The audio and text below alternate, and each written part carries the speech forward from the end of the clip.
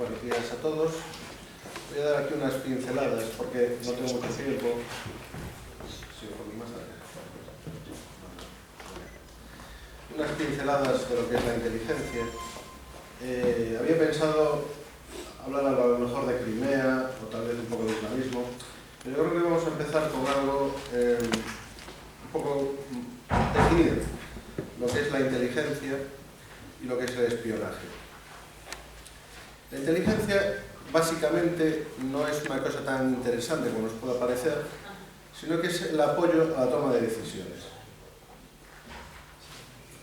Es decir, sea el presidente del gobierno, por ejemplo, en el caso del CNI, o sea el presidente de una empresa, tiene pues algún tipo de dilema, una pregunta. Y lo que hace la inteligencia es ayudarles a responder esa pregunta. El espionaje, en concreto, es un método para obtener información, que solamente utilizan los servicios de inteligencia. O sea, en el ámbito empresarial, evidentemente, no se usa. Bueno, alguna empresa china que sí lo usa, pero bueno, de una manera totalmente ilegal, evidentemente. Aquí en España lo tenemos todo muy fácil. Es decir, la inteligencia interior la hace el CNI y la inteligencia exterior pues también. Es mucho más sencillo que en otros países donde hay numerosas agencias, o por lo menos hay una dicotomía entre lo que es inteligencia interior e inteligencia exterior. Aquí, por ejemplo, tenemos la comunidad de inteligencia de los Estados Unidos, que es, bueno, hay 16 agencias, un organismo de coordinación, pero es mucho más complejo que el nuestro. Existen ciertas dudas sobre qué es mejor, si es mejor el modelo español, donde solo existe un organismo, o es mejor un sistema como el americano con 16 agencias. Evidentemente, si le preguntamos al CNI, el director del centro se ha expresado en este sentido más de una ocasión, dice que aquí solo hay que hablar con una persona y cuando vas a Estados Unidos pues hay que hablar con 16. Bueno, esto realmente no es del todo cierto, porque cada agencia tiene su misión. Normalmente, salvo prácticamente España y algún otro país más, se suele diferenciar lo que es la inteligencia interior de la exterior. O sea, tenemos el caso, por ejemplo, lo que es inteligencia civil, que sería más en Estados Unidos de CIA, FBI, el FBI actúa dentro y la CIA actúa afuera. Tenemos, por ejemplo, en Inglaterra lo que es el MI5, el MI6, que sería también inteligencia interior e inteligencia exterior. Aquí en España, hombre, tenemos una inteligencia militar que según el CIFAS, lo que pasa es que como se supone que estamos en un periodo de paz, que no existen guerras, pues no está muy desarrollado. Es un tema más que nada presupuestario. Bien, para entenderlo, yo creo que es mejor coger el ejemplo de este señor que tenemos aquí en pantalla, porque nos es mucho más directo, sobre todo para explicar cuál es la diferencia entre, que antes se mencionó, esto de los colaboradores, lo que son los miembros, los agentes operativos. La cosa es mucho más sencilla.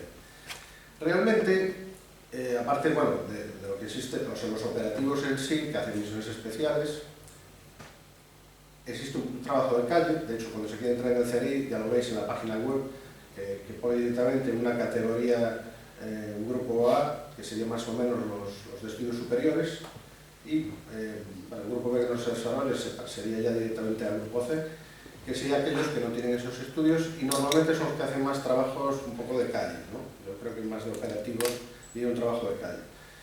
Normalmente suelen ser militares, civiles, se suele tirar de ahí, más que nada por la fiabilidad que supone si la cosa sale mal.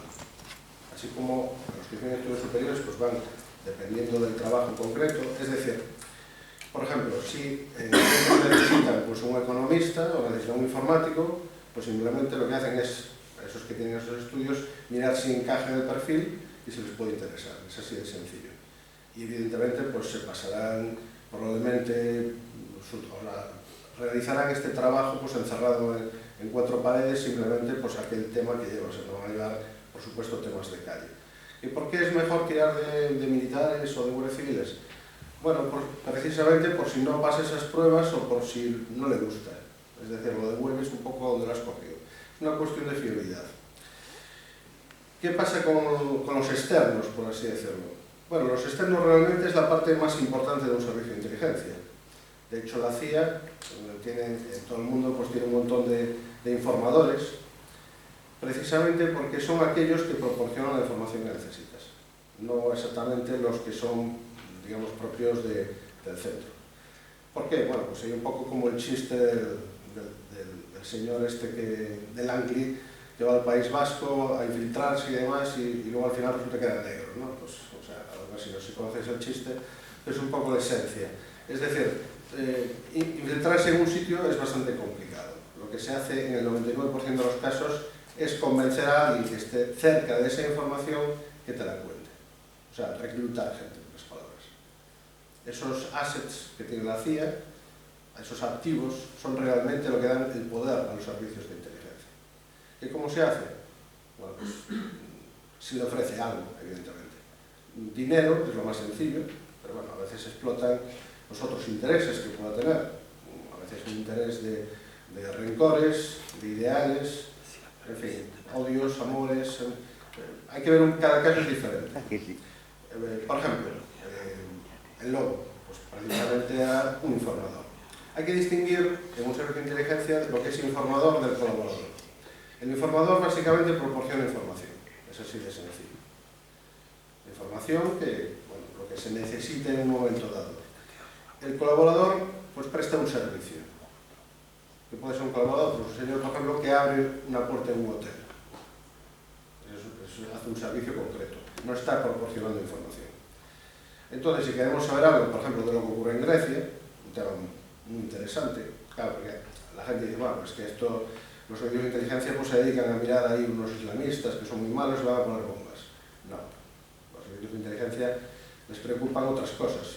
Por ejemplo, que Grecia nos devuelva el dinero que le hemos prestado, eso es importante. Porque no existen servicios de inteligencia amigos, eso es algo que hay que olvidar. Existen solamente unos intereses compartidos. Entonces, en un momento dado, puede haber unos intereses que coinciden, por ejemplo, la lucha contra el islamismo, y puede ser que en un momento dado haya unos intereses diferentes. Por ejemplo, si hay una licitación de una empresa española en un país sudamericano y se presentan los americanos, los franceses y los españoles, pues ahí ya hay un conflicto de intereses. Ya no puede haber ese apoyo que se supone, ya no serían amigos en ese caso.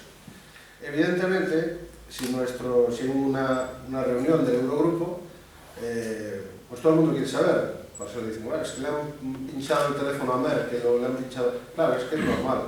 Es que interesa mucho cuando hay una reunión saber qué es lo que piensan los demás, qué es lo que realmente están haciendo. O sea, ir preparado, ¿no? Y eso se valora mucho en un servicio de inteligencia. Bueno, volviendo al tema, por ejemplo, de este señor, pues realmente puede una persona joven ser un informador, un colaborador de un servicio inteligente. Sí, no hay nada que lo impida. En este caso no, porque cuando abrió la boca, pues dijo tonterías que no se corresponden en absoluto a la realidad, ¿no? O sea, no se trabaja así. Porque hay una cosa muy importante, que es la discreción. Es decir, cuando tú vas a reclutar a alguien, lo primero que tienes que pensar es qué pasa si sale mal. Es algo que me ha ocurrido a mí muchas veces. Es decir, tú a un señor le propones que trabaje para ti, que te haga algo. Y si sale mal, pues depende del caso. Puede ser que te pegue un tiro o puede ser que salgas en los medios de comunicación al día siguiente. Es decir, hay un riesgo. Pero no solamente en ese momento, sino ver un poco a día después, ¿no? Es decir, cuando esa persona ya no sea útil para el servicio. Es lo que se llama el desenganche. Es decir, ¿qué vas a hacer con esa persona cuando ya no trabaje para ti? Eso es algo muy importante. Entonces, bueno, en este caso ya nada, porque evidentemente ya se ve a primera vista de que sería problemático, ¿no?, el día de mañana. Y la discreción es importante, o sea, si enseñas un book con famosos y todo esto, pues evidentemente no eres un candidato de un servicio de inteligencia. Hay otra cosa importante en los servicios de inteligencia que no se parece en nada a la mentalidad, por así decirlo, más policial, ¿no? ¿Por qué? Primero porque no son agentes de autoridad, no van por ahí deteniendo a la gente. Como decía la directora del MI5, antes de tener licencia para matar, habría que tener licencia para saltarse un semáforo, por ejemplo. Es decir, que no tienes ningún tipo de privilegio. De hecho, tu arma precisamente es la discreción. Y tampoco se ven tan afectados por, digamos, la política. Puede decir tan porque evidentemente son seres humanos que la presión política pues sí afecta. Pero no tienen un gabinete de prensa que tenga que preocuparse expresamente por tener que hablar cada 2 o 3 días de lo bien que se está haciendo las cosas. De hecho, no se sabe casi nunca, cuando las cosas salen bien, pues no se conocen. Se suele decir que se conocen exclusivamente los fracasos, y es así. Aquí tenemos algunas cifras, por ejemplo, del islamismo en España, el islamismo radical. Son cifras de un estudio universitario de Reinares. Bueno, el número de atentados lo tenemos todos claros. Fijaros que del 2004 al 2008 hubo 407 detenidos en el islamismo. Sin embargo, del 2012 al 2014 solo hubo 26. En la actualidad prácticamente no hay detenciones. Es decir, bueno, hay 2 o 3 detenciones por mes, aproximadamente. Pero no son nada si lo comparamos con cualquier otro delito. Lo más importante de este estudio es que muestra que solamente del 1996 a 2012 solamente son condenados un 14%. Realmente este porcentaje, si cogemos periodos concretos, es solo del 10%. ¿Qué significa esto? Significa que cuando ocurre algo, por ejemplo, el atentado del 11M, existe cierta psicosis, por así decirlo, una presión política. Eso implica que hay muchos detenidos. Es decir, en meses posteriores hay muchos detenidos y muchas operaciones que de alguna manera, bueno, pues está bien porque también se tranquiliza si disminuye la alarma social, es decir, que no es que eso sea en sí negativo. Pero claro, cuando se enfría el tema y eso pues acude a instancias superiores, al final pues se ve que no hay condenas. Se puede decir que es una ineficacia del sistema judicial, es una opinión. Se puede decir que a lo mejor es que se ha detenido a mucha gente sin tener las pruebas suficientes. Otro mito, por ejemplo, en esto del yihadismo, es el tema, por ejemplo, que ahora está muy de moda, de Ceuta y Melilla. Me parece que todos están allí metidos. Hombre, está claro que en Ceuta pues hay mucho musulmán y si cruzas la valla mucho más para abajo, llegando a Mauritania, pues va a haber muchos más. Eso sin duda. Pero realmente, si vemos las estadísticas de condenados según residencia, observamos que el 40% están en Cataluña y que el 34% están en Madrid. Solo el 6% están en Ceuta. La tendencia realmente va en este sentido. Es decir, que Cataluña, de hecho, bueno, la zona de Levante en general y Cataluña más en particular, es donde más islamistas radicales hay. Y seguirá aumentando. ¿Por qué? Bueno, no voy a entrar aquí en detalles, pero bueno, hay ciertas razones políticas para que eso sea así. De hecho, gracias a las filtraciones de Wikileaks, el centro secreto, ahora ya no, de contraterrorismo de Estados Unidos, o sea, de la CIA, está concretamente en el consulado de Barcelona. Es decir, ellos tienen allí, pues digamos así, un poco en plan de película de Homeland, tienen allí su centro de operaciones. Es un lugar estratégico, o sea, está bien situado, por el tema del Mediterráneo, etcétera, etcétera. Pero bueno, la tendencia va a ser así, es decir, que si hablamos exclusivamente de probabilidades, pues Cataluña sería el problema de aquí al futuro. Otros datos interesantes. Del 96 al 2012, el 83,4% eran extranjeros. ¿Esto qué significa? Que hasta el momento no existen esas segundas generaciones, es decir, nuestro problema no es igual, de momento, tiende a serlo evidentemente, al de otros países como Francia o como puede ocurrir en Inglaterra. Es decir, ellos pues, prácticamente se invierten las cifras, es decir, cuando allí tienen un problema de terrorismo, pues suele ser un nacional. ¿Por qué? Porque son segundas generaciones de gente que no se ha adaptado. ¿Cómo se lucha contra esto? Pues realmente yo creo que es más que un problema policial, yo creo que es más bien un problema de integración social. Es decir, buscar que realmente no se creen demasiados focos donde se pueda radicalizar la gente.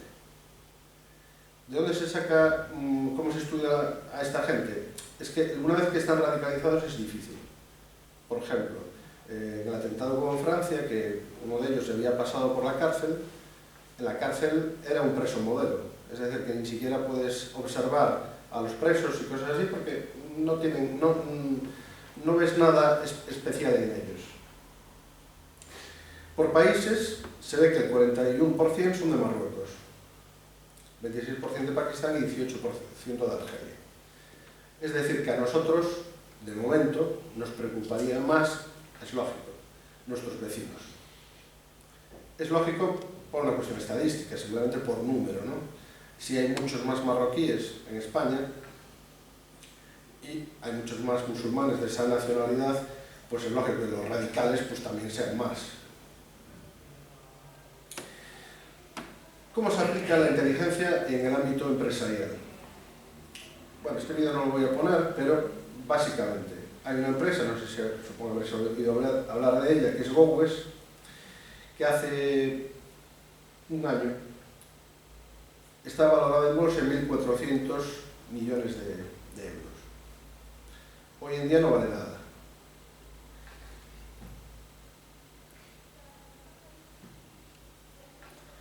No vale nada desde que apareció un informe, en concreto en una empresa muy simpática por el nombre, por lo de Gotham, ¿no? Que está domiciliada en Delaware, que hizo un informe, pues nada, diciendo, comparaba un poco con Pescanova, ¿no? Vamos, en español sería la charada de Pescanova, donde dijo que el precio de población pues era de 0 euros. ¿Por qué? Pues porque en un montaje que eran empresas que se facturaban unas a otras y así inflaban los números. El problema es que no puedes creer todo lo que dice una empresa, porque los registros públicos, pues a veces ganas mucho más dinero y declaras menos ingresos porque no quieres pagar dinero, y otras veces no estás ganando el dinero y declaras más porque quieres pues, engañar de alguna forma a esos accionistas. ¿Cómo puede ayudar la inteligencia en todo esto? Bueno, pues precisamente esto está muy al día en otros países, sobre todo en Estados Unidos, en Inglaterra, en todo el mundo anglosajón y sobre todo también en Francia. Es decir, que allí no se hacen negocios, no haces una inversión si no encargas un informe de inteligencia. ¿Por qué? Pues porque hay un dilema, es decir, es ¿invierto o no invierto? ¿Me asocio con esta gente o no me asocio?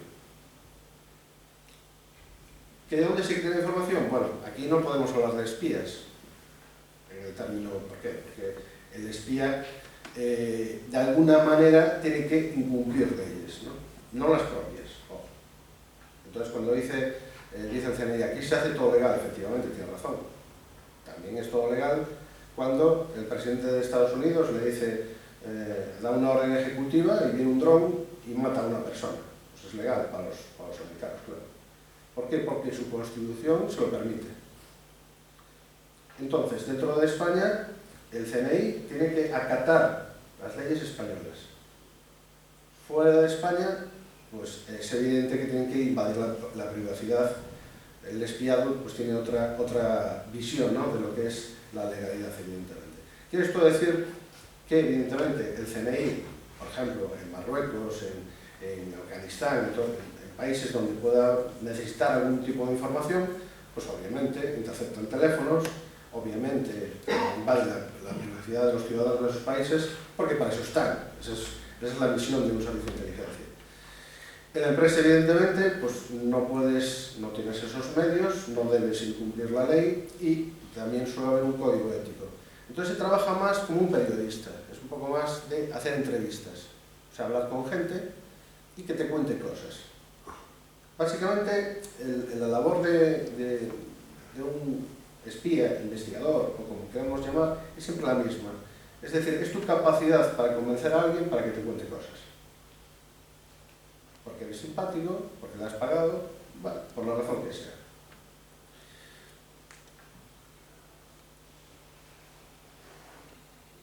Aquí precisamente, bueno, indica esta empresa en concreto que lo que han investigado se basa en fuentes abiertas. Aquí hay otro mito muy común, ¿no? Pensar, o sea, vemos esto de las fuentes abiertas, esto de internet, los periódicos, etcétera, etcétera, y hay mucha gente que lo oímos hablar que el 90% de la información procede de fuentes abiertas. Bueno, eso es cierto o no, depende, o sea, es cierto en su contexto. ¿Por qué? Porque un servicio de inteligencia oficial considera una fuente abierta aquello que no está clasificado. Es decir, las acciones que hacen ellos, supongamos por ejemplo en el caso de Nicolás, que lo estaban siguiendo, que le habían interceptado el teléfono, eso por definición es material clasificado.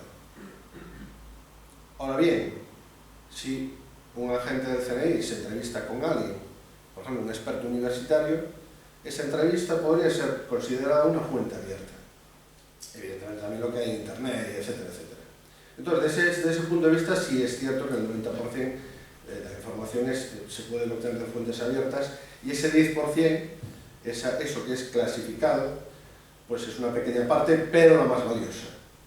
Es digamos, la parte más pequeña en volumen.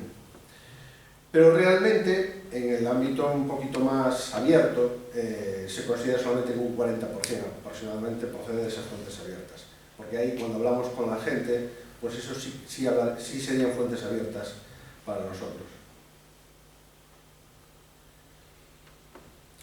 A mí me gusta poner esta diapositiva. Esto, bueno, no tiene truco. Esto es un tomate. Eso es el dato. Dato, tomate. La información sería, pues, por ejemplo, saber si es una fruta o una verdura. Seguramente algunos de ustedes pensarán que es una fruta, otros que es una verdura. Es una fruta. ¿Dónde está el conocimiento? El conocimiento está en saber que los tomates no se usan en las Macedonias, a pesar de ser una fruta. Entonces, en inteligencia lo que hacemos es recoger esas pequeñas informaciones y transformarla en conocimiento. Por eso el mito de James Bond es, hombre, en inteligencia militar, pues sí hay acciones, evidentemente. Hay operaciones encubiertas de la CIA, etcétera, etcétera. Pero realmente el trabajo cotidiano es mucho más aburrido. Es mucho más aburrido porque al fin y al cabo lo que haces es coger piecitas de información que ni siquiera sabes para qué valen. Por ejemplo, a mí me encargan pues saber si en Marruecos se persigue más o menos a los cristianos. ¿Y eso para qué sirve? No lo sé. Evidentemente, pues habrá algún tipo de informe estratégico donde se requiere esa información. O si se lucha más o menos contra las plantaciones de droga.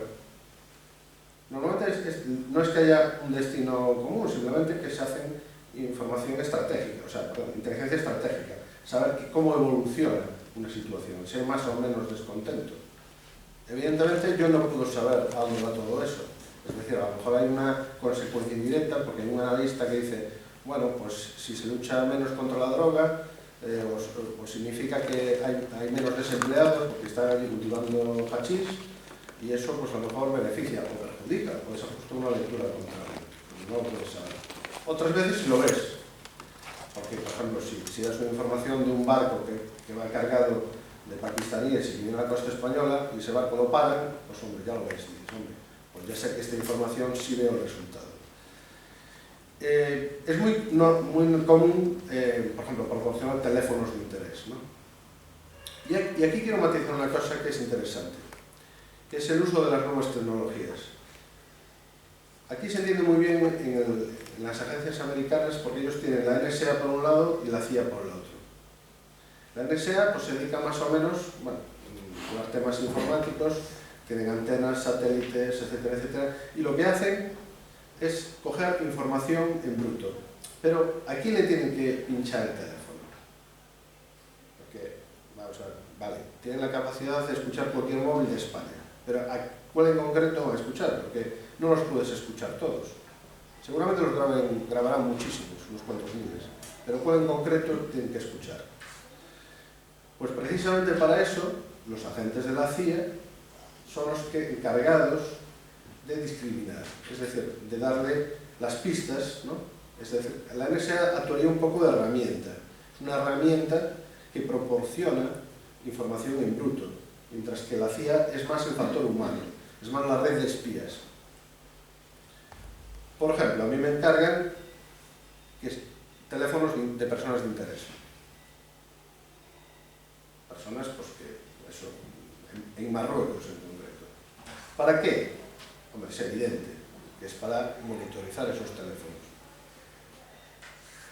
La capacidad técnica que pueda tener el CNI para monitorizar teléfonos tienen que concretarla en unos teléfonos concretos. Entonces, para eso están los informadores que están sobre el terreno, que no era yo, o sea, es evidente, o sea, hombre, yo puedo ir a Marruecos, pero entonces me pasa como el dentista, ¿no? O sea, doy un poco el cante, y si voy por los países africanos no veas, o sea, tendré que teñir de negro para que, o sea, eso no puede ser. Precisamente, ¿cómo reclutas? Pues vas allí, hablas con la persona que quieres que trabaje para ti, y cuando llevas allí 4 o 5 días, desapareces. No te quedas allí esperando. Ya tienes por así decirlo, a tu agente, que está actuando por aquí. Es evidente que todo esto, que es lo más poderoso de un servicio de inteligencia, pues no son, evidentemente, estarían en el rango de informadores. Pero es realmente el valor más importante.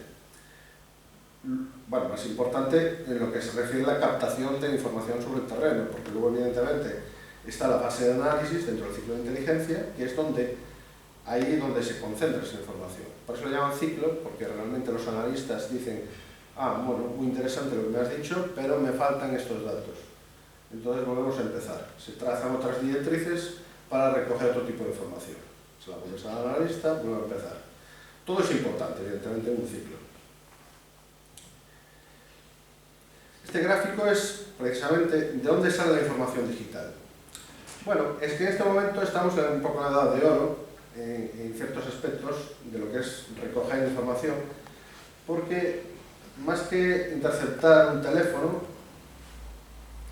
bueno, este en concreto, esta diapositiva es una de las que ha filtrado Snowden. Tenemos que agradecer a Wikileaks, Snowden y algunos así como Nicolás, no él en sí mismo, sino esa conversación que aparece entre policías y miembros del CNI, grabadas como policía y filtradas, ¿no? Pues que nos permiten hablar de estas cosas, porque si no estaríamos muy silenciosos. Hoy en día lo que tenemos que hacer es convenceros de que instaléis cosas en vuestros teléfonos, en vuestros ordenadores, que hagáis un clic en algún sitio, eso es suficiente, para tener acceso a todo lo que hacéis. Eso es bastante más sencillo que hacer otras técnicas mucho más complicadas, ¿no? Bueno, eso para discernir un poquito el objetivo. Estas operaciones tácticas es lo mismo que llevar un maletín para escuchar un teléfono, es decir, ese sería un maletín táctico. El maletín, para interceptar un teléfono, lo llevaría el chico de la CIA. El de la NSA estaría con un ordenador como este, dándole un botón. Esa es la diferencia entre unos y otros. Pero al final, las técnicas un poco de la CIA son las mismas que había en la Guerra Fría, o sea, no se ha avanzado demasiado en ese sentido. Bueno, aquí en este gráfico pues tenemos distintas informaciones, pero esto que está en verde básicamente son equipos de satélites y demás, que no veo aquí porque no me lo permite este ordenador, tenía unas anotaciones al margen. Pero bueno, el pequeño 1% que anda por ahí, no, el 7%, a ver, segunda, tercera parte, 7%, bien. Este 7% son terceras partes. Esto es la información que otros países que no están dentro del llamado 5 ojos, ¿no?, se lo da a la NSA, donde estaríamos, por ejemplo, hablando del CNI. Es decir, que todos los países en conjunto que no forman parte de los grandes 5, ¿no?, que serían Estados Unidos, Inglaterra, Nueva Zelanda, pues nosotros, Canadá, bueno, salvo esos 5, todos los demás entrarían dentro de este 7%. Es decir, que la cantidad de información, digamos, obtenida tecnológicamente que le pasa el CNI, por ejemplo, a la NSA, pues es minúscula, pues a lo mejor es del 0,1% o así. Porque evidentemente se comparte información.